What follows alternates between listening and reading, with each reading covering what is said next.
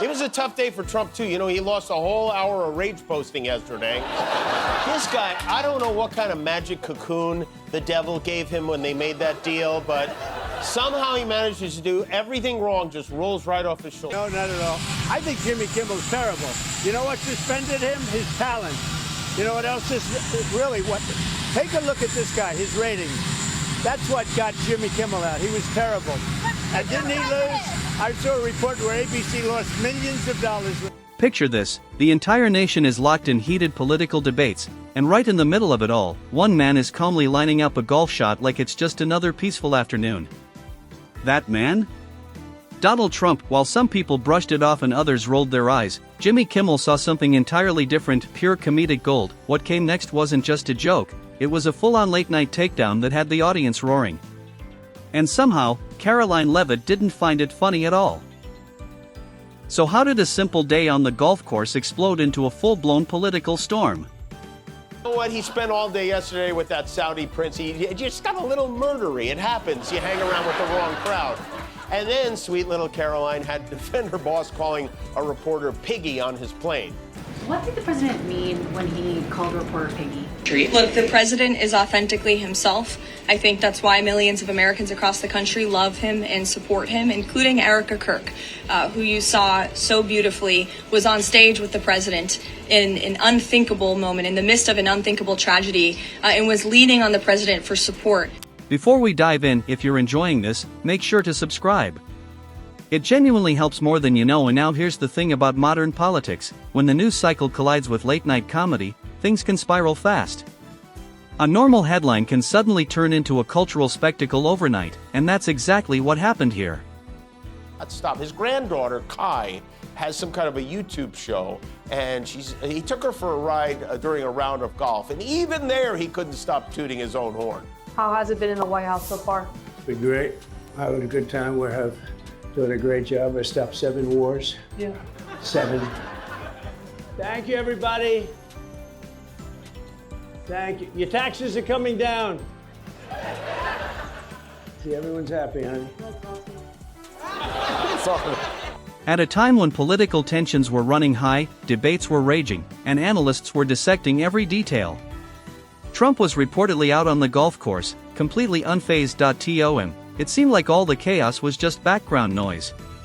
The result of a decision you made is one of, if not the most important things a president does, but God forbid he just do it normally and respectfully. On Saturday, Trump made history, becoming the first president to attend a dignified transfer while wearing his own merch on his head. He wore a gold Donald Trump brand USA cap. He wore a hat. Baseball players don't even wear baseball caps.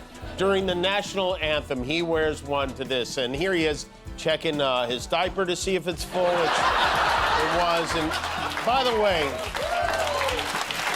in case you're in the market, you know how much our draft dodging. Now let's be fair, Trump golfing isn't exactly breaking news. Supporters have always framed it as a harmless way to unwind. Critics, on the other hand, see every swing as a symbol of misplaced priorities. The guy who keeps saying I have no ratings? Well, that makes 2 of us. They polled more than 1,000 people, and I lead Trump by 16 points. I'm at +3, he's at -13.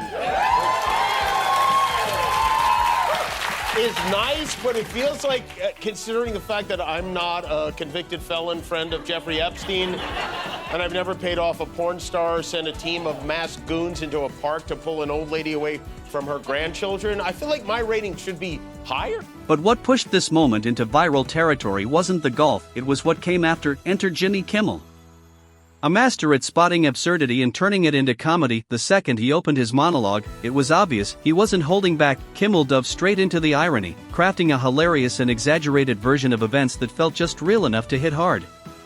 The audience got it instantly, and the laughter rolled in. He painted a picture of a world frozen in political chaos. While one man casually navigated a sand trap like nothing else mattered, it wasn't subtle. It wasn't meant to be. And that's exactly why it worked. What really made it land, though, was the deeper irony he highlighted.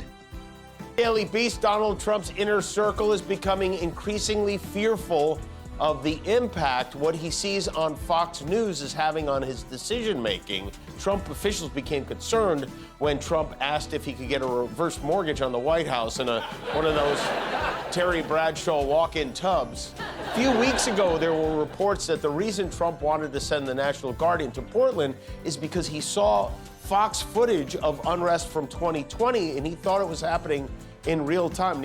Kimmel suggested that politics itself has become so over the top, it practically writes its own comedy. In that sense, the golf outing wasn't just about sports, it became a symbol of something bigger. But while the studio audience loved every second, not everyone watching at home was laughing. Reactions started pouring in from commentators, influencers, and political figures who felt the joke crossed a line. Among the most vocal critics was Karoline Leavitt. She saw the segment as more than humor.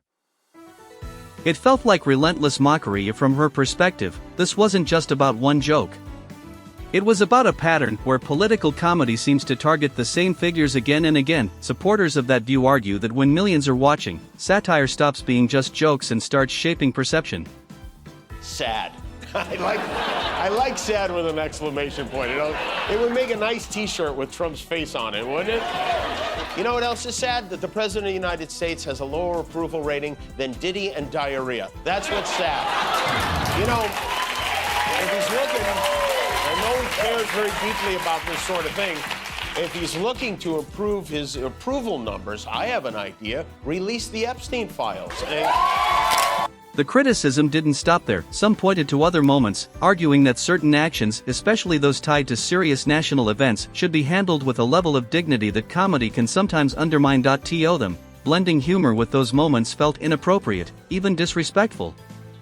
Lives in Trump's war on Iran, and paying respect to troops who sacrificed everything as a result of a decision you made is one of, if not the most important things a president does. But God forbid he just do it normally and respectfully. On Saturday, Trump made history, becoming the first president to attend a dignified transfer while wearing his own merch on his head. He wore a gold Donald Trump brand USA cap. He wore a hat. Baseball players don't even wear baseball caps. Then came the defense. Supporters pushed back, arguing that Trump's direct and unfiltered style is exactly what resonates with people. They claimed his openness, his willingness to speak bluntly, sets him apart. In their eyes, that kind of honesty is refreshing, especially compared to politicians who choose their words more carefully behind closed doors. Is very frank and honest with everyone in this room. You've all seen it yourself. You've all experienced it yourselves, and I think it's one of the many reasons that the American people reelected this president, because of his frankness. And so I think the president being frank and open and honest to your faces, rather than hiding behind your backs, is frankly a lot more respectful than what you saw in the last administration. That's right. Frankly, his frankness is what makes him so great. If anything, we should be franking him for calling them Grandpa, you're awesome. Imagine that's your grandpa. Grandpa, anything you want to say about me? I know you mentioned you're awesome, but Kai had the last laugh because the video she posted him up. Meanwhile, the internet did what it always does, turned everything into content. Clips spread everywhere. Memes exploded.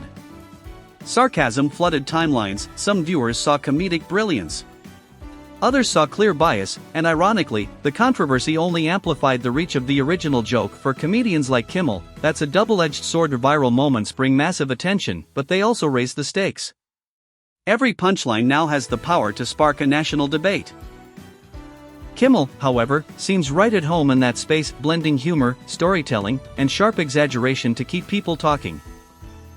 Trump claims we are way ahead of schedule on the war. He's got a schedule, which means it should be over just around the time we see his taxes and the rest of the Trump Epstein files. Ironically, this war he launched to distract us from those could turn out to be more damaging to him than the Trump Epstein files themselves. They're saying this could be worse, and that would mean he'd have to come up with another distraction from the war. And if you do need that, Mr. President, I got a good one. You know what would distract us from the war? Release the unreleased Trump Epstein file. On the other side, Karoline Leavitt represents a new wave of political communicators, fast, reactive, and ready to challenge narratives in real time. Her quick response ensured the story didn't remain just a comedy clip, it became a broader conversation, because in the end, this was never really about golf. It was about perception. About control.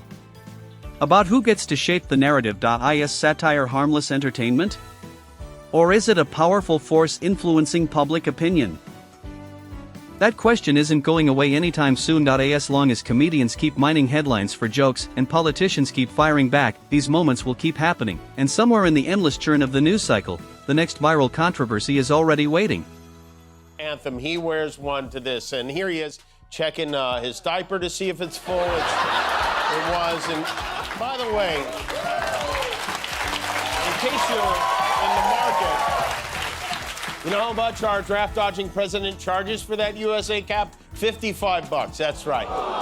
It's like a whole teaspoon of gas but make no mistake, fashion faux pas aside, this is a president who supports our military. He's even selling a special veteran edition of his God Bless the USA Trump Bible.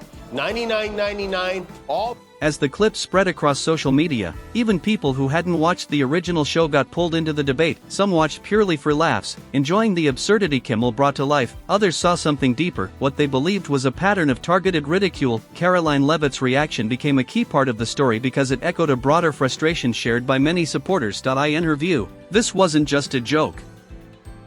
It was another example of certain political figures constantly being placed under a comedic spotlight. What made her response stand out was its speed and confidence. In today's digital world, staying silent can mean losing control of the narrative. By responding immediately, she shifted the story from a one-sided comedy moment into a full-scale debate about fairness, bias, and media influence. Meanwhile, Kimmel's audience didn't seem fazed at all. For them, it was simple. A headline appears, a comedian finds the humor, and the public decides whether it hits or misses, and just like that, another ordinary moment became a cultural flashpoint, proving once again that in today's world, even a quiet afternoon on a golf course can turn into a national spectacle.